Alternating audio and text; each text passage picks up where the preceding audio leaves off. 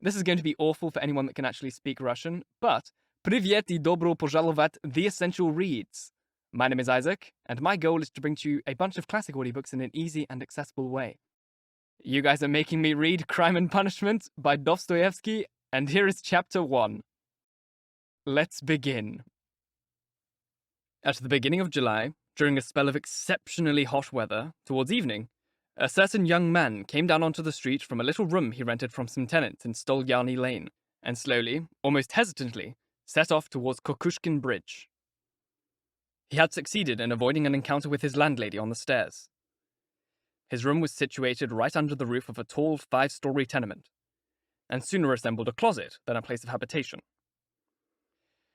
His landlady, from whom he rented this room with dinner and a maid, lived on the floor below in a separate apartment, and each time he wanted to go down to the street, he had to pass his landlady's kitchen, the door of which was nearly always wide open onto the stairs. And each time he passed it, the young man had a morbid sensation of fear, of which he was ashamed, and which caused him to frown. He was heavily in debt to his landlady, and was afraid of running into her. Not that he was particularly timid or coward, quite the opposite indeed. But for some time now, he had been in a tense, irritable state of mind that verged upon hypochondria. So absorbed in himself had he grown, so isolated from everyone else, that he was actually afraid of meeting anyone at all, not simply his landlady. He had been crushed by poverty, but even his reduced circumstances of late had ceased to be a burden to him. His vital interests no longer concerned him. He did not even wish to think about them. As a matter of fact, no landlady on earth had power to make him afraid, whatever she might be plotting against him. But to have to stop on the stairs and listen to all that mediocre rubbish that had nothing whatsoever to do with him, all those pestering demands for payment, those threats and complaints, and to be compelled in response to shift his ground, make excuses, tell lies. No. It was better to slink down the stairs like a cat and steal away unseen by anyone. As he emerged onto the street on this occasion, however, his terror of meeting his creditors shocked even him. I planned to attempt a thing like this, yet I allowed that kind of rubbish to scare me, he thought with a strange smile. Yes. Everything lies in man's hands, and if he lets it all slip past his nose, it's purely out of cowardice. That's an axiom. It's a curious reflection. What are people most afraid of? Of doing something new. Saying a new word of their own that hasn't been said before. That's what scares them most. But I'm rambling. That's why I never do anything, because I ramble on to myself like that. Or perhaps it's the other way around. I ramble because I never do anything. It's during this past month that I've picked up this habit of rambling, lying on my back for whole days and nights on end in my room and thinking about Cloud Cuckoo Land. Well, why am I on my feet now? Am I really capable of doing this? Is this a serious matter? Of course it isn't. It's just a fantasy to amuse myself with. It's just pretty pictures. Yes, I do believe that's all it is. Pretty pictures. Outside, the heat was terrible, with humidity to make it worse. And the crowds of people, the slacked lime everywhere, the scaffolding, the bricks, the dust, and that so distinctive summer aroma, so familiar to every inhabitant of St. Petersburg who has not the means to rent a dacha in the country. All these things had a shattering effect on the young man's already jangled nerves. The unbearable stench from the drinking dens, of which there are in this quarter of the city inordinately many, and the drunks he kept running into every moment or two, even though it was still working hours, completed the sad and loathsome colouring of the street. An emotion of the most profound repugnance flickered for a moment in the young man's features. It may be worth observing that he was remarkably handsome, with beautiful dark eyes and dark chestnut-coloured hair. He was taller than average, slim and well-built. But soon he appeared to fall into a deep brooding, which might more correctly have been described as a kind of oblivion. And now, as he walked along, he ceased to be aware of his surroundings, nor had he any desire to be aware of them. Only occasionally did he mutter something to himself, a consequence of that addiction to monologues that he himself had so recently acknowledged. At this moment, he was conscious that every so often his thoughts grew confused, and that he was very weak. For 2 days now, he had practically nothing at all to eat. So poorly dressed was he, that another man, even one injured to that style of living, would have been ashamed to go out on the street during the daytime in such rags. However, this particular district was of such a kind that it would have been difficult to surprise anyone by one's manner of dress. The proximity of the Haymarket, the abundance of brothels, and the local population, which was, for the most part, made up of tradesmen and craftsmen, and huddled together in the streets and lanes of St. Petersburg's centre, sometimes enlivened the general panorama with such picturesque subjects that it would have been odd for anyone to be surprised at encountering the occasional freak. But by this time, so much vicious contempt had built up in the young man's soul, that in spite of all his sometimes very youthful finickiness, he was at least ashamed of his rags while out on the streets. It would have been another matter had he run into people he knew, or any of his erstwhile student colleagues, whom in general he hated meeting at all times. And yet, when a drunken man, who at that moment was being hauled off down the street, heaven knows where or why, in an enormous wagon drawn by an equally enormous cart horse, suddenly shouted to him as he rode past, "Hey you, German hatter!" and began to bellow at him at the top of his voice, pointing at him, the young man suddenly stopped and grabbed convulsively at his hat. This hat had been one of those tall, round affairs from Zimmermann's, but was now completely worn out and faded, covered in holes and stains, and missing its brim, so that it cocked over to one side at a most outlandish angle. It was not shame that had assailed him, however, but an emotion of quite a different kind, one more akin to terror. "I might have known it," he muttered in confusion. "I thought as much. It is worse than any of it. It is exactly the sort of nonsense, some vulgar little trivial detail that could ruin the whole plan. Yes, a hat that's too conspicuous. It's absurd, and that's why it's conspicuous. What I need to go is my rags is a peaked cap. Any old flat top will do. Not this museum piece. Nobody wears things like this. It would be spotted a mile off. People would remember it.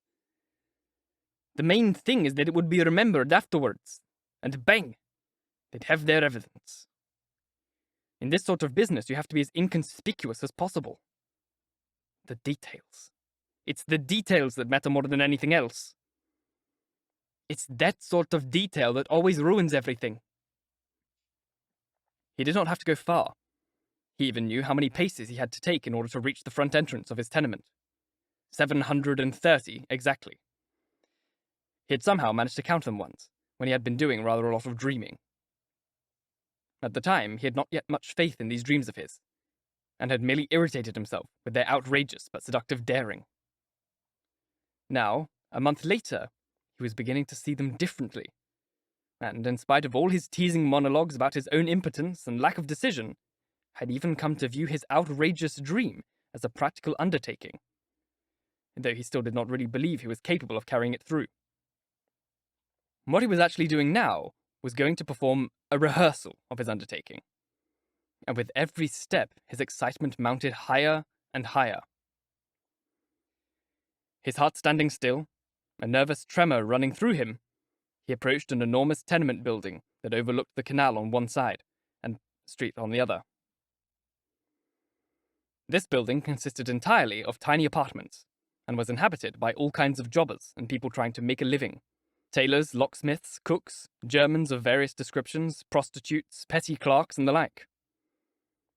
People kept darting in and out of both entrances and through both courtyards. Here, 3 or 4 yard keepers were usually on duty. The young man was most relieved not to run into any of them, and he immediately slipped unnoticed through the front entrance and up the staircase to the right. The staircase was dark and narrow, a back stair, but he was already familiar with this. Had studied it, and on the whole, the setting appealed to him. In darkness like this, even an inquisitive glance would hold no risk. If I am as scared as this now, what will I be like if I were to really go ahead with my plan? He found himself thinking as he reached the 4th floor. Here, his way was barred by some loaders in soldiers' uniforms who were carrying the furniture out of one of the apartments. He knew from earlier observation that a German government clerk and his family were living in this apartment. This means that the German's moving out now. And it also means that for a while now, on this staircase and this landing, the old woman's apartment is the only one that's going to be occupied. That's just as well. You never know. He thought again and rang the old woman's doorbell. The bell clanked faintly, as though it were made of tin rather than brass. The doorbells of the small apartments in buildings such as this nearly always make that kind of noise. He had forgotten what it sounded like, and the strange clanking suddenly appeared to remind him of something that came to his mind with great clarity. He gave a terrible shudder. On this occasion, his nerves were simply not up to it. After a while, the door opened the merest slit. Through it, the occupant was scrutinizing the newcomer with evident suspicion, and all that could be seen of her in the darkness were her small, glittering eyes. Observing all the people on the landing, however, she took courage and opened the door the whole way. The young man stepped over the threshold into the dark hallway, divided by a partition, behind which there was a tiny kitchen. The old woman stood in front of him, looking at him questioningly. She was a tiny, dried-up little old woman of about 60, with sharp, hostile eyes, a small, sharp nose, and no head covering. Her whitish hair, which had not much grey in it, was abundantly smeared with oil. Wound round her long, thin neck, which resembled the leg of a chicken, was an old flannel rag of some description, and from her shoulders, the heat notwithstanding, hung an utterly yellowed and moth-eaten fur jacket. Every moment or so, the old woman coughed and groaned. The young man must have glanced at her in some special way, for her eyes suddenly flickered again with their erstwhile suspicion. "My name is Raskolnikov. I'm a student. I came to see you about a month ago," the young man muttered hastily, bowing slightly because he had recalled that he must be as courteous as possible. "I remember, dearie. I remember your visit well," the old woman said distinctly, without removing her earlier questioning gaze from his features.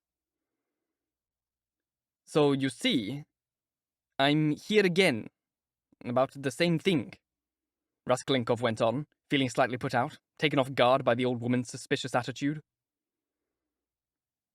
"I suppose she must always be like this, and I simply didn't notice last time," he thought with an unpleasant sensation. The old woman was silent for a moment, as though she were deliberating. She then moved to one side and said, pointing to the door of a room as she admitted her visitor ahead of her, "In you go, dearie." The little room into which the young man passed, with its yellow wallpaper and its geraniums and its muslin curtains, was at that moment brightly illuminated by the setting sun. So the sun will be shining like this then, too, was the thought that flickered almost unexpectedly through Raskolnikov's mind, and with a swift glance, he took in everything in the room, in order, as far as possible, to study and remember its position. But the room contained nothing very much in particular. The furniture, all of it very old and made of yellow wood, consisted of a sofa with an enormous curved back, an oval table that stood in front of it, a mirrored dressing table standing in between the two windows, chairs along the walls, and one or two cheap prints in yellow frames depicting German girls with birds in their hands. And that was all. In one corner, a lamp burned in front of a small icon. Everything was very clean. Both furniture and floors had been rubbed until they shone. "That's Lizaveta's work," the young man thought to himself. There was not a speck of dust to be found in their whole apartment.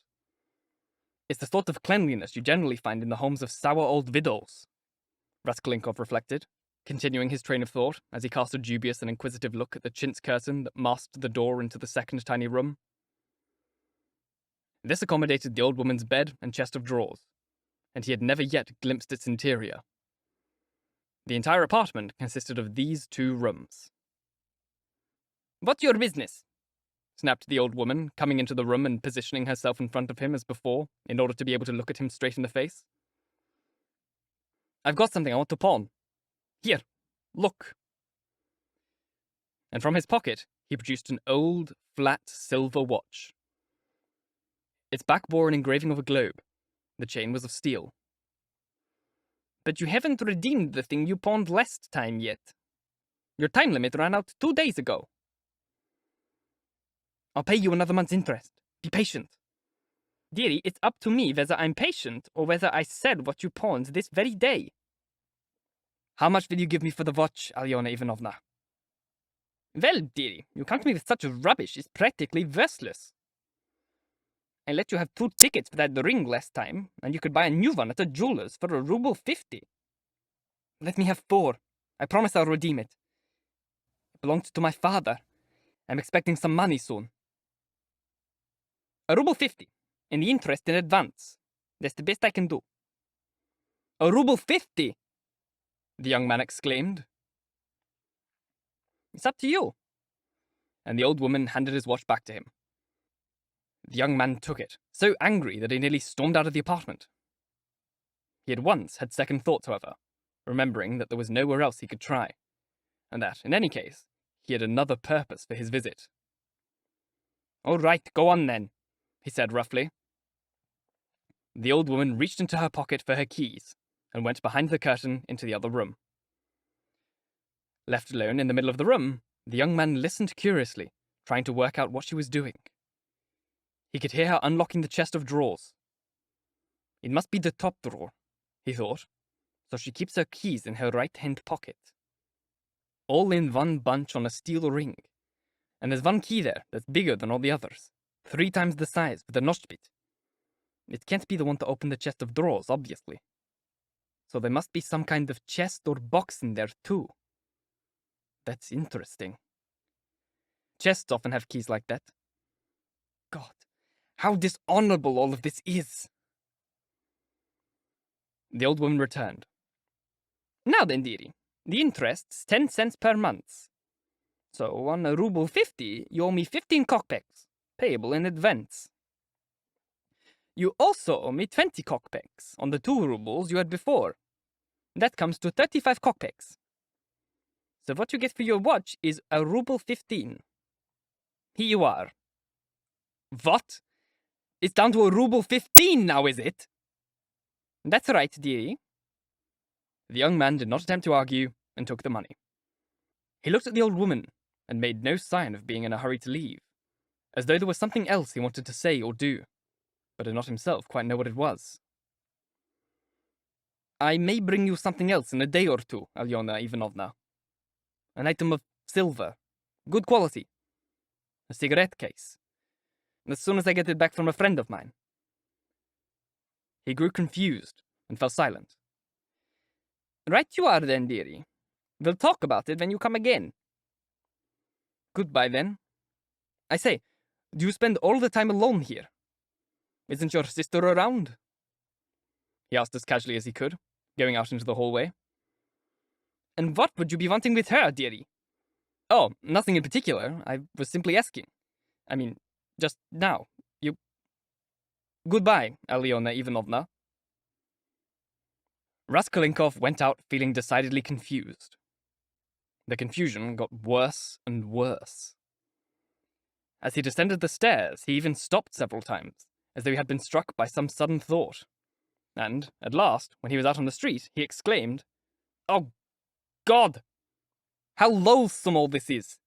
And could I really? No, it's nonsensical, it's absurd!" he added firmly.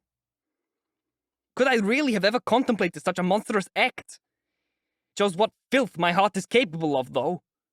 Yes, that's what it is. Filthy, mean, vile. And for a whole month I've been..." But he could find neither words nor exclamations with which to give voice to his disturbed state of mind. The sense of infinite loathing that had begun to crush and sicken his heart even while he had only been on his way to the old woman had now attained such dimensions and become so vividly conscious that he was quite simply overwhelmed by his depression.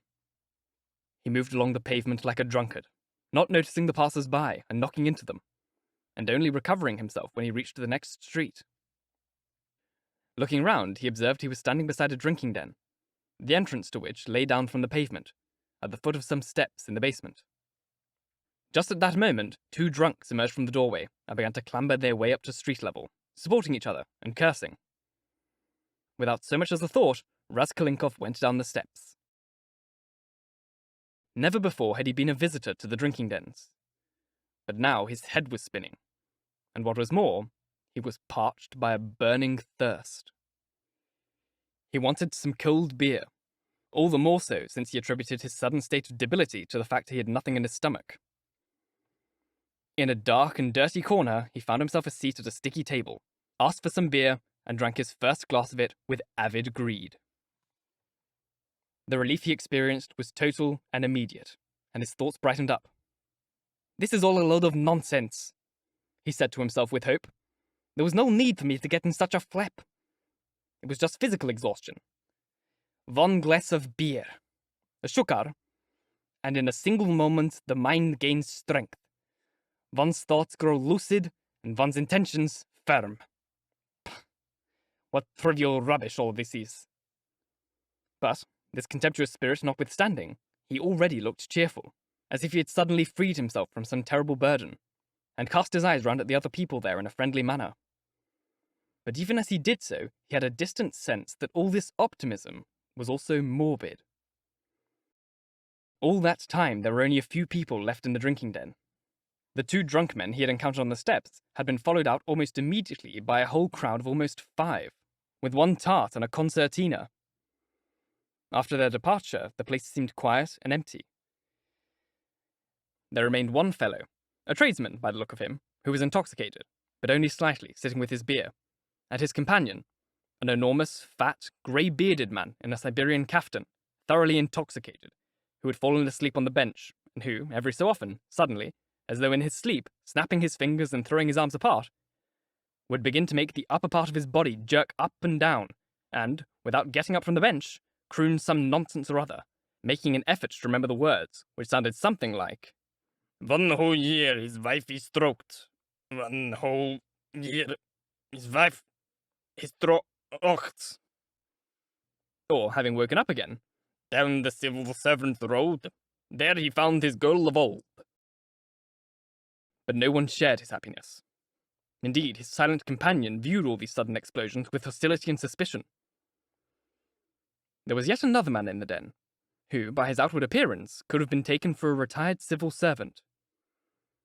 He was sitting apart from the other men in front of his jug of vodka, from time to time taking a sip from his glass, and looking round him. He also appeared to be in a state of some agitation. Thank you so very much for listening. If you enjoyed, please like, comment, share, all that jazz, and if you really enjoyed, do subscribe, because there is so much more book to come. If you're listening on podcast, please leave a review as it helps get this in front of as many people as possible. And if you could share it, that would be fantastic because Spotify now opens monetization options for Europe. I just need to hit the requirements on Spotify, which are very, very high. It's like 10,000 listened watch hours per month. On YouTube, I get 30,000 listened watch hours. So please, if you guys can just share, listen to it while you sleep, I don't know. Just play it in the background while you're doing anything on Spotify. That would be fantastic. That would be wonderful for me. If you want to support the show in a different way, you can click on screen to the Ko-Fi link or find the same link in the description box. It's like a little donation thing that you can do to me to help improve this space, improve the show, etc., etc. But once again, thank you very, very much for listening. And until next time, bye-bye.